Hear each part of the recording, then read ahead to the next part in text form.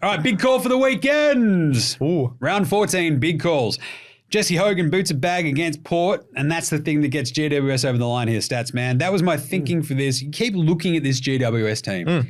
It infuriates me how inconsistent they are. Their team on paper is bloody loaded. awesome. Yeah, They look loaded. They do. It's either, like, it feels to me it's like either going to be Hogan or Riccardi. Just somebody's going to go Riccardi's absolutely ham on this weirdly just janky power defense, right?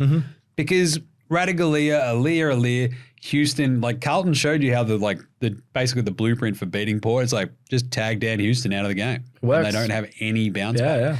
So I think one of the big forwards for GWS gets going. I think it'll be Hogan, 5+. Nice. Your big call. I'll get 2, both from the Richmond game. I said before, Dusty's going to kick 4+ in his big game, maybe even 5. I reckon they're just going to look for him every time they go forward. And I also think that Tom Lynch is going to get subbed out in the first quarter. So don't put him in your multis. I think he's going to come back way too early. He's just like, oh, it's Dusty 300th. I don't have a hammy anymore. I reckon he'll get subbed out nice and early. That's my other big call.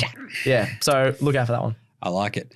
The big call as well on top of that, I think if GWS beat Port, I think Port might be a sneaky chance to slide out possibly, of the 8. Yeah. Especially, it's funny that they're 4th and they're making these radical changes to their team. That shows how bad their last month has been. Because if you think about some of the teams behind, like, so if they drop this game, there are other teams all the way down to 7 to Freo. That's like teams that are on 4 losses.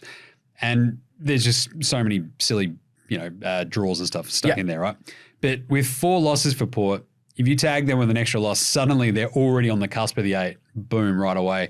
And the rest of their season get very, very ugly very, very quickly. Not wrong. With Charlie Dixon sort of omitted, Finlayson, maybe those are the things where it's like we're trying to make a point here and like Rosie and Butters and Co can really sort of push them along. But oof. They rely too much on Rosie and Butters. I'm a bit worried about Port. Yeah.